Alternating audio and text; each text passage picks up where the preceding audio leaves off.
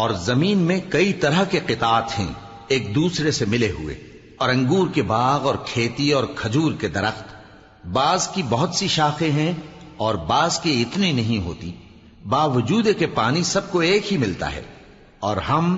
بعض میووں کو بعض پر لذت میں فضیلت دیتی ہیں، اور اس میں سمجھنے والوں کے لیے بہت سی نشانیاں ہیں۔ اگر تم عجیب بات سننی چاہو تو کافروں کا یہ کہنا عجیب ہے کہ جب ہم مر کر مٹی ہو جائیں گے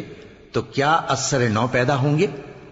یہی لوگ ہیں جو اپنے پروردگار سے منکر ہوئے ہیں،